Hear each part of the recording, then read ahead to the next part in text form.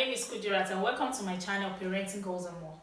Here, I encourage and support mindful parenting with research-based solutions and tips from personal experiences. I also teach parents and caregivers how to effectively teach young children from age 2 to learn how to read in English fast and easy.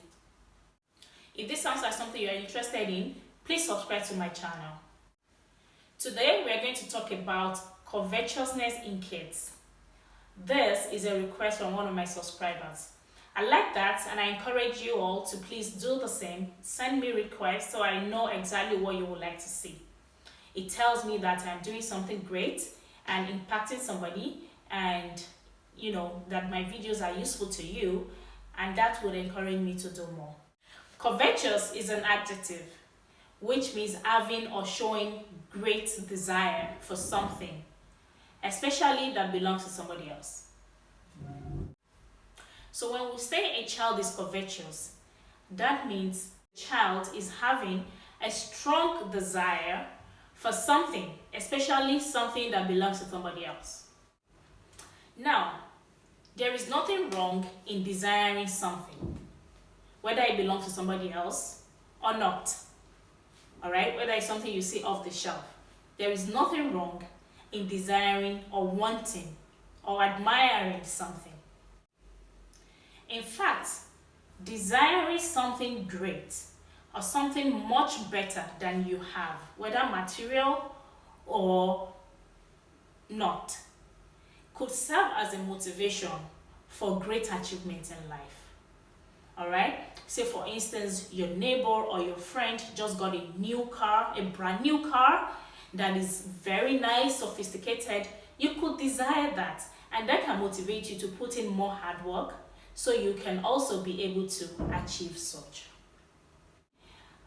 So desire is not necessarily a bad thing, but when you are expressing or showing this desire in an unhealthy way, that becomes bad.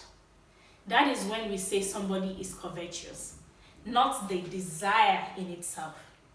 When the desire becomes extreme and untamed and unchecked, or you're showing it in a manner that is unhealthy, or you're not able to control your emotion, that is when it becomes bad. And the bad side of it is what we want to talk about now, the covetousness. When the desire becomes extreme, it becomes covetous. That's why we say this person is covetous or that kid is covetous, because you lack the control, the ability to control yourself, the ability to control how you react to that feeling. Because covetousness is a feeling, is a mental activity. So we want to learn how to help our children process this emotion the right way. So first of all, you need to know that as parents, there are things that you can control, there are things you cannot control. So we are going to have to focus on what we can control, right? That being said, we cannot control or tell somebody not to desire, all right? We cannot tell our child not to desire. But that being said, we as parents can control, we can influence how this mental activity play out. We can control how kids or how we react to this desire, to this emotion. So when kids start to exhibit this desire in an unhealthy way, I want it now, I want it all, I have to have this, okay? So you buy your child a white cookie and they saw another child or somebody else eating a brown cookie, and then suddenly they don't want the cookie they have again. They don't want the white one again, even though they chose it by themselves, all right? Or you chose it for them regardless. Now they want the brown one that somebody else has. That is covetousness. And then they're crying about it and complaining about it, and they're all over the place. That is okay. That is being kids, and you do not have to punish them for this. Because punishment doesn't teach anything. When I mean punishment, I mean yelling at them, or spanking them, or eating them. It doesn't teach a child any lesson. It only teaches them to be afraid of you, so they cannot show their emotions. They have to keep it and exhibit it when you're not there. We don't want our kids to be exhibiting strange or bad behaviors when we're not there, just because they think, now mommy or daddy is not here to spank me or to yell at me, now I can be myself. Because when you spank at them, it is still who they are. They still do not know how to control that, but they are trying to control it out of fear. So when the fear is taken out, their real person shows out. So we don't want that. So you don't want to punish. So first of all, you need to understand that you cannot control what they desire. That's the first thing. Second thing is, you don't punish a child for being covetous, right? You want to slowly guide them into reacting to that emotion in an healthy way, or how to control it, right? That's the second thing. So being covetous stems from having the wrong attitude towards possession. So we want to teach our kids to have the right attitude toward possession. You want to start by teaching them gratitude. All right. So when you give them something, when you give them something or you buy something for them, you want them to practice gratitude, even though you think it's their entitlement because you are their parents. It is okay for you to buy them toys, to buy them some treats and all of that. You still want to teach them to be grateful for those things. So when you hand your kid a cookie or a candy or whatever, you want them to say thank you. Let them know that this thing they are having is a privilege, but a privilege that you do with love and you don't mind doing it over and over, right? And when they refuse to say thank you, you can withdraw that and say, you know what, this is not a necessity. When you say thank you, I give it to you. This you can teach from as young as 2-year-old, all right? So this way they know that, oh, when I have this, it's an opportunity, it's a privilege, and being appreciative helps curb covetousness.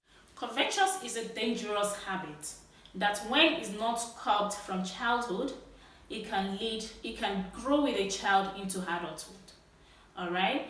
And that can result to many social vices and even more dangerous habits like stealing, armed robbery, murder, bribery, rioting, prejudice, prostitution, extortion, fighting, etc. All right, so we really want to nip these habits in the bud from when they are little, and we can control this effectively. The first thing you want to do is encourage healthy desire. You want to encourage your child to share their things, but never force them. Don't force sharing with kids, because when you force sharing, you're teaching them that it is okay for somebody to have whatever they want, if the person that owns it wants or not, because in this case they own it. So if they don't want to share and you force them to share, that means it is okay to force somebody to give what they have. You get the point now. So you want to start from them and then use that to teach them. So when they want something that belongs to somebody else too, and they're crying for it, you can refer to a time where you only encourage them to share, but you did not force them. Do you get it? So one time your child is holding a blue teddy bear, and the sister or the brother wants it, their siblings want it, and you say, oh, would you like to share this? Your sister wants, or your sibling wants to play with it. And the child said, no, I want this one. Say, okay, when you're ready to share, you can share, you keep it. And then you turn to the sibling and say, your sibling is not ready to share now. When he or she is ready, you can take turns. All right? So the next time this particular sibling that wants the blue toy wants something else next time and is crying or whatever over that, you say, remember the other day that this other person wants this? You said you were not ready, and that was okay. You did not share. Now this person is not ready to share too, or it is not your right to have that, and you don't understand what I'm saying. So you'd be able to use that to refer the child to that. That doesn't mean the crying will not come. The crying will come. You pull in the child, give them a hug, let them cry. It's okay to cry. Come on, cry. It's okay. But you're not going to have this because this person is not ready to share it and it doesn't belong to you. We don't cry for things that are not ours, okay? You can ask for it. If the person says no, it's okay. You keep petting them. You keep saying these things to them calmly. It might seem like they're not listening, but trust me, they are. If you do this repeatedly, say 10 times, 15 times, they will get it and they would no longer, express such strong desire for things that don't belong to them again. That doesn't mean they will not desire. They will desire it, but then they will learn that it is okay not to have it. It is okay, it is not mine. I don't cry for things that are not mine. I cannot forcefully get things that is not mine. Do you get it? Okay, so that's one thing you can do to encourage healthy desire. Another thing that is also related to this is teaching your kids to ask for permission before they take anything that is not theirs. Even around the house. Not because, oh, it's our house, you can take this, you can take anything that you did not expressly tell them, this is yours. You know, like clothes that you buy for them and say, this is yours. Like their shoes, you said, this is yours.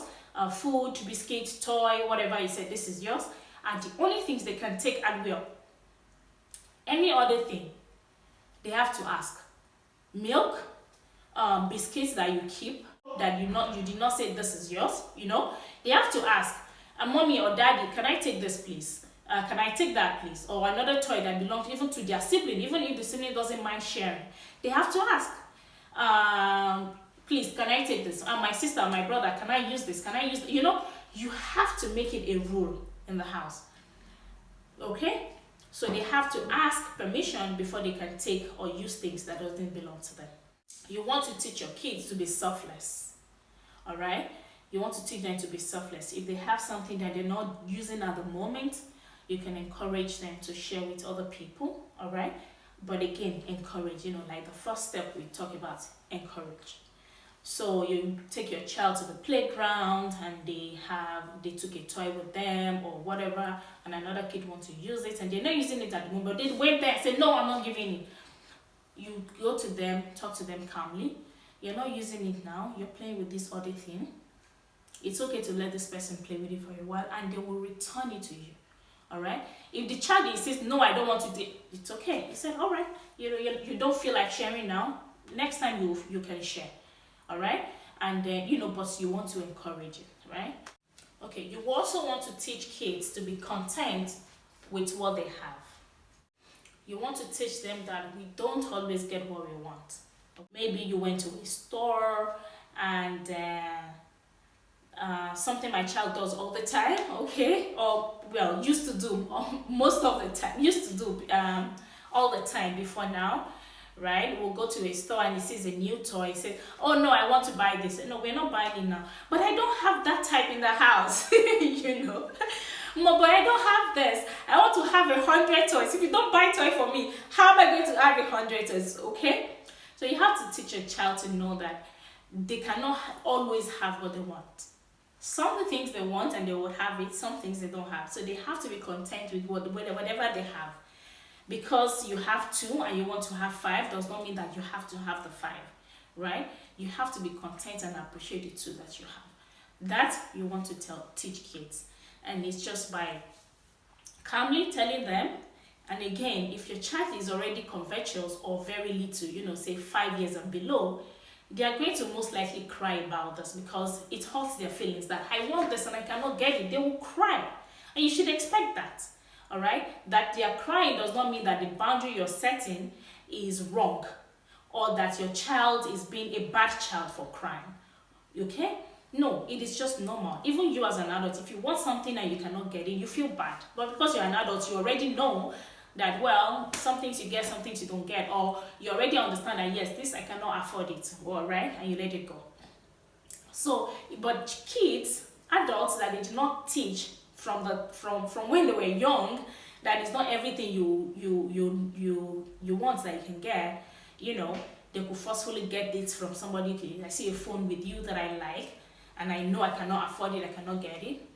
They could forcefully get it from you. All right? It's that stems from covetousness, okay? Robbery, killing, and all of that, just because you want to get somebody's possession. So we have to really try to nip this in the bud, all right? We want to teach kids to be content with what they have.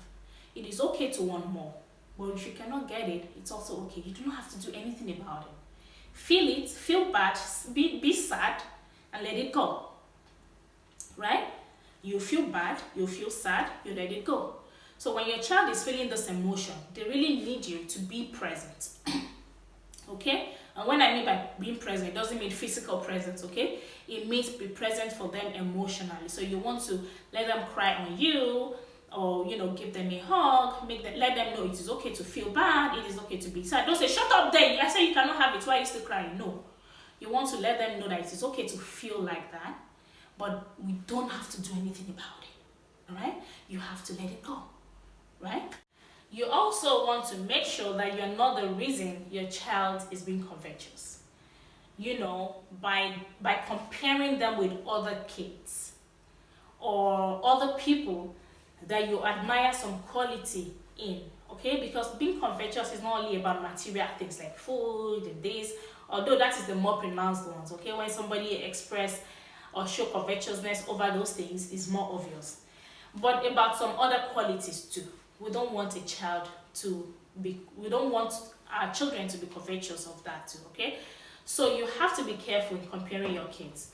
Alright, say you want your child to put on a particular color combination of clothes and they don't want that, they want another color combination.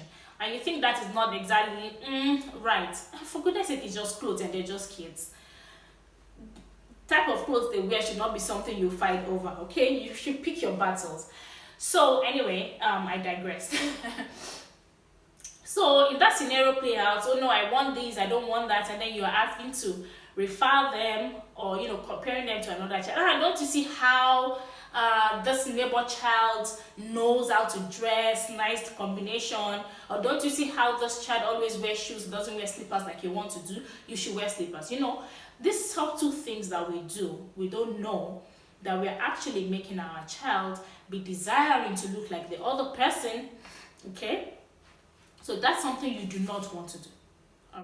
Similarly, on you checking with yourself to make sure you're not teaching your child to be covetous is complaining about a desire that you could not get. You want to be careful how you demonstrate your covetousness, all right? You want to be a role model to your kids, all right? So you want to behave around them the kind of behavior you expect from them. You want to keep away from their ears, from their eyes, from their feelings, what you don't want them to do. You need to empathize with your kids when they are feeling bad for not having something they desire, all right? I have kind of mentioned it earlier. When your child is feeling sad that you're not buying something for them, or that they cannot get something that they see another child have, empathize with them. Say, I understand that you really want this, but you cannot have it at this time. That is okay. You're allowed to feel sad about that, but we don't have to do anything about it. We do not have to rush to get that type of cookie. We do not have to steal to go get it. We do not have to go and snatch it. We do not have to forcefully take it. We do not have to force somebody else to help your child, Say, another child is having Pepsi and your child has Fanta, or no drink at all, because they do not have to have it, okay? It is not only about contentment, it is about just having the right attitude about what you have or what you don't have, right? So another child is having Pepsi and your child is having Fanta or Coke or whatever, or they don't even have any drink at all. They say, Mommy, I want Pepsi. Oh, okay. I see you want Pepsi because you see somebody else having it, or because you see this person having it. We are not having Pepsi now, or you cannot have Pepsi now. You can have it some other time. Alright? Your child will cry about it. I know you're crying about this because you feel bad that you cannot have what you want right now. But that's okay. You're allowed to feel bad, So you want to empathize with your child. Let them know that you understand how that feels. And you can also encourage your child. You can also discourage your child from being covetous by giving them instances of when you desire something and you cannot get it, and how you handle that. All right, even if it's something you could get, but that moment you're coveting about it, how do you handle that? You want to tell your kids about this. All right. Some other time, even if you think that, oh, this child deserves that, but you cannot give it to them because you could not afford it, let them know. All right, don't hide the fact that the lack of availability and affordability rather from kids. No, let them know, I don't have money to buy that. It is okay, because they need to learn that we need resources to get things that we want, and if we don't have that resources, we cannot get it, and it is okay. All right, so you want to let your child know if you would like to buy them a pair of shoes, perhaps the one they have in the house is old. You understand that they need to have it, right? And then they see a friend just got another shoe, or you went to a store, they saw shoe. Oh, I want this shoe. I don't have shoes. See, my shoe is spoiled and everything. You know that they should have it, right? So you want to help them understand that the resources to get it, we cannot afford it now. Perhaps it is too expensive, or we don't even, or we cannot just afford shoes now. So you don't want to hide the you don't want to shy away from doing the money talk, the affordability talk, okay? So you want to let your child know, oh no, we cannot afford that. Oh, I would really love to buy that for you, okay? So it's not every time you want to be at the tug of war of, you're just not having that because mommy says so, okay? Or because daddy says so. You want to let them understand why. So don't shy away from the affordability. Let them know that we need resources to get some certain things, or everything rather, and then some certain things is out of our reach, okay? I don't care how rich you are. There are things that are out of your reach, all right? So you want to let your child know that, no, we cannot afford this right now. When we can afford it, I would love to get it for you, all right? So when they know this, they don't always just think, oh no, this mommy or just daddy just doesn't want to get me something. They will know that sometimes it's just affordability, and that would help them a lot. And when you teach them or let them understand that you cannot get something for them, or they cannot get some things because of affordability, that also helps them to know that it is possible to work hard to get something that you want, right? So, you know, we have been talking about, you know, helping them deal with things that they see other people have, and, you know, react better to it. They can also just wish they get something and know that, I cannot get this right now, I cannot afford this right now, but if I work harder, I can get this. So you want to encourage them, you want to let them know, that working hard could get them some things, all right? So your child wants an extra ice cream for the day after they have had one or something. You can tie that to them doing an extra chores. Oh, you want an extra one, I see. Well, if you do this, you can earn this, you know, let them know that you can earn something. You can work to get something, right? So when they see, really desire something, next time they'll be like, okay, how hard can I work to get it, all right? Even though you let them also know, you know, from the last step that if no matter how hard you work, it is still possible that you cannot afford some things. You get the point now. So based on this, you want to teach your kids the habit of savings, right? When they do chores, when they do something nice, when they do that, but don't make it a reward, all right? If you want to teach them the habit of savings and you want them to be earning something for doing things in the house, you have to make it known before that, okay? You know, when you do this, you will earn this, all right? It is tantamount as working for that.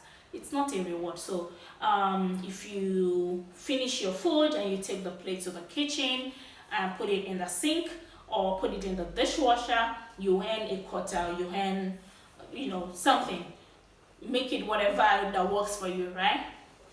So when you put your clothes in the laundry basket, you earn this. When you do this, you know, you earn this. And then get them a piggy bank or whatever bank so they can save it in.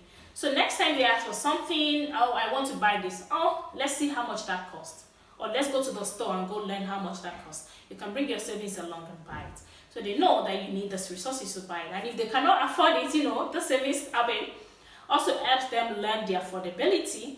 Also helps them learn hard working. You know, you work hard to earn more to be able to afford some things, right? So you can teach kids these things. Encourage your children to rejoice for somebody else's success, all right? So when your neighbor gets a new car, like I said before, or they move out of that place into another apartment that of their own and stuff, say, oh my goodness, I'm so happy for those people. They have moved into their house. Or, you know, oh, Mr. This or this, my friend just got a new car. It's so beautiful. See the car, it's so nice. I love it. I'm so happy for them. You know, Don't convert like, oh no, that should have been me, oh, and I wanted to buy it that day, oh, I want this. No, just genuinely be happy for others in their presence. This teaches them this is how to do. Or when they come home and say, oh, in school today, my friend mentioned their name, came with a brand new shoe. The shoe is this color, is so nice. I say, oh, that is good. You like the color?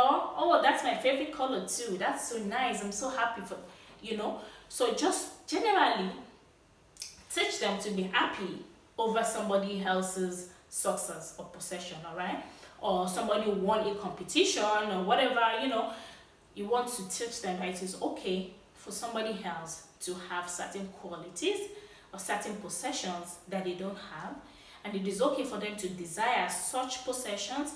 It is okay for them to desire such success, all right, and expressing it in an healthy way, all right. So to wrap that up, you want to sometimes give them the exact words, the exact actions you expect them to take when they begin to feel that strong desire for something that somebody else's have. So in the case of a child converting, somebody eating something, because those are the more pronounced things in kids, right? They see it's somebody eating and they're staring like, oh no, I want to have it. Sometimes they cry for it. Sometimes they don't cry, they just go and stand. Some children will just go and stand with the person eating until the person offers it, right? So you want to teach them exactly what you want them to say or what you want them to do. When you notice your child, this child is being covetous. When we go out, he's always looking at those people, or we'll go and stand with them and we'll cry when you try to take them away from there and everything. You want to tell them exactly when somebody is eating and you think you would like to have it, just walk away from there and come and say it into my ears, all right? So that's the action and the exact thing you want them to do. That's just an example. Okay, what happens if you're not there? You want them to just turn away so that they can put that feeling under control, right? Or something. You know what works for you, right? So you can just I've not really have to deal with covetousness with my kids. I've seen them handle it very well, okay? I've seen my kids see somebody eat something and they're looking at it like, oh, I want that. They don't say it, but they just come to me gently and come and hug me, you know, without crying for it, without even telling me or anything. But I know what happened. So what I will do is I will say what I think happened. I say, I see you see this person eating this and you really want that. Do you? Yes. Okay. But we are not going to have it because mommy doesn't have that right now. All right? Or something like that. So you know what works best for you. So sometimes you just want to give them exactly what you want them to do when they're in such situation. That is the number one. Okay, so having done all of this, and you let your child know exactly what you expect from them. You know, you expect them to say this or act like this when they're in the situation that puts them into that covetous habit or display.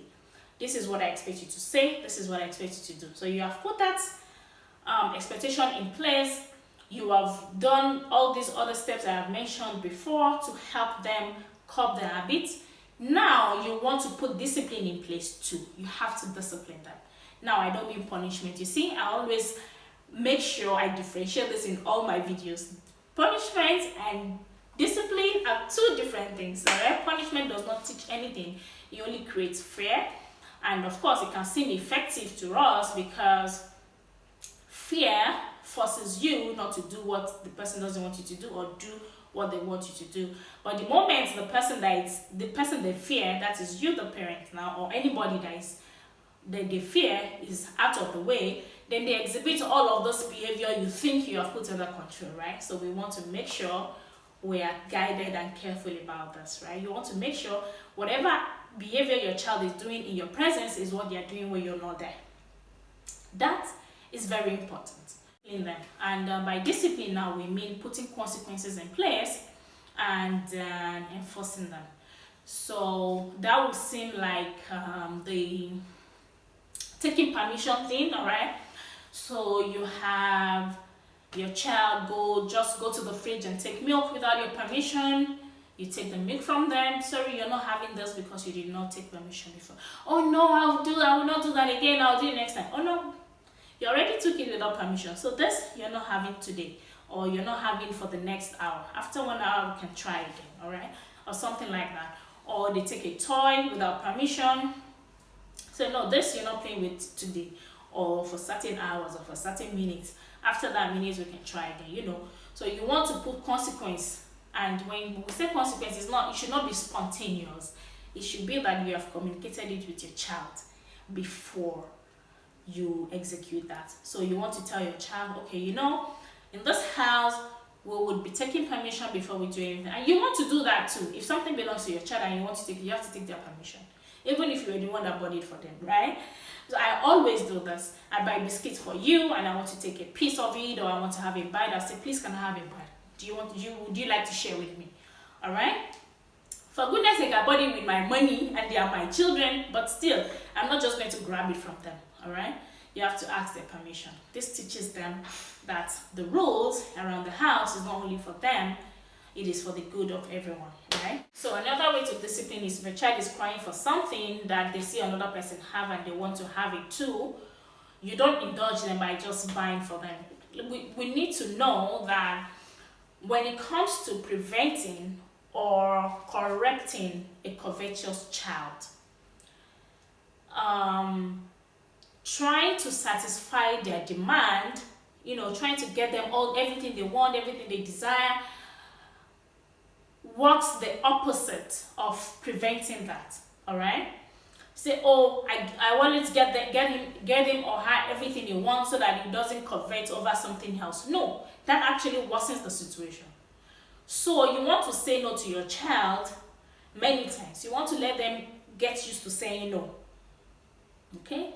So one way to encourage covetousness in children, which many parents get wrong, is getting them everything. Your child demands this because you can afford it, you buy for them. They're asking for this, you get it for them. They want this, you get it for them. Before they say this, you have gotten it for them because you don't want them to covet. That is the easiest way to get their child to be entitled and actually covet. So no, you want to say no to your kids many times, not all the time. Yes, you want to say yes to some things, but you want to let them get used to hearing and feeling no. You want to get them used to not having everything they want and learn to be okay with that. Okay, besides saying no, like absolute no, you're not getting it, you can also delay it. So even if it's something you think that they deserve to have, if your child is already coveting, you want to delay it. You want to let them know, okay, you want that, yes, I'll get it for you, but not right now. We can get it another time, all right? You want to delay. You want to let them feel bad about it and learn to cope with feeling bad for not getting what they want. All right, you really want them to feel that, because that's the only way they can learn to control this. All right, if they always get what they want, what they deserve, immediately they don't learn to handle such situation. So when they grow older or you're not there, they don't know what to do. They don't know how to control that.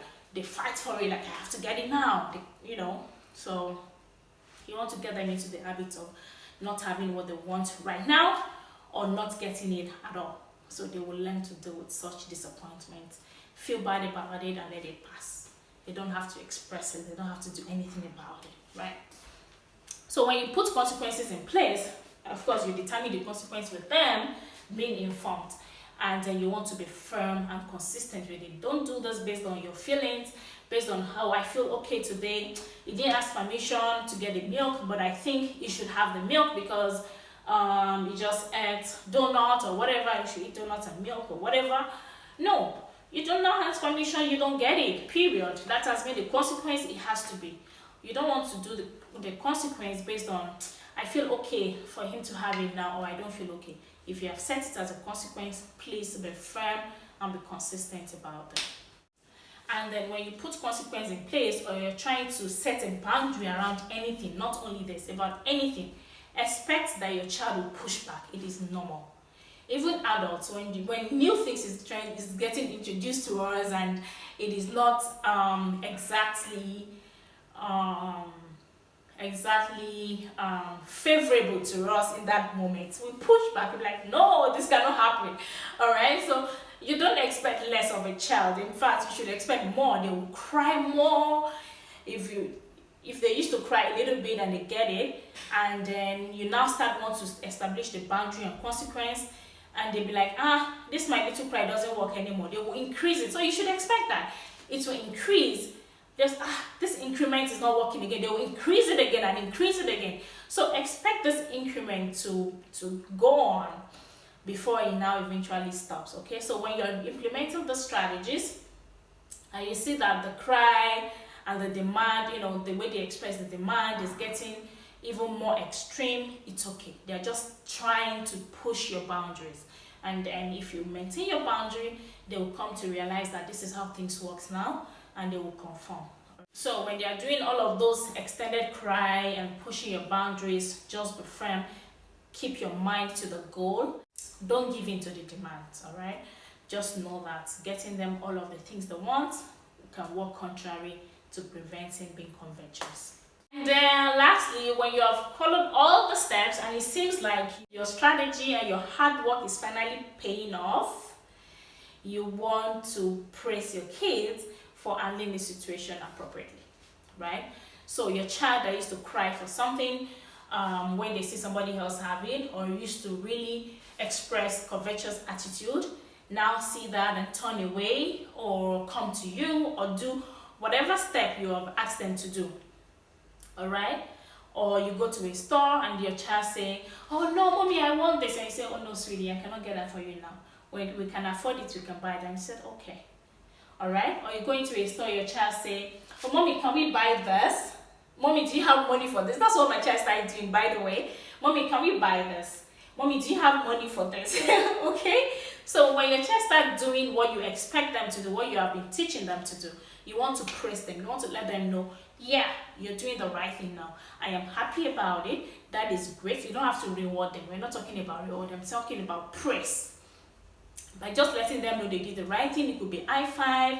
It could just be saying it. It could be a hug. All right? It could be just letting them know you are happy with what they did. That makes them happy. That encourages them to do more of the good things. All right? And then you can throw in rewards in between.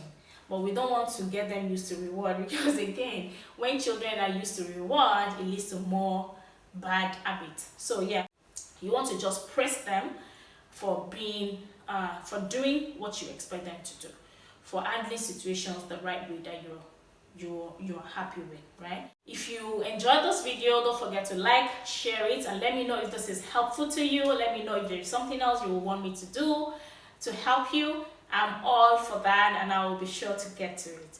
Thank you again for requesting for this particular video. Thank you, and subscribe to my channel. Bye for now.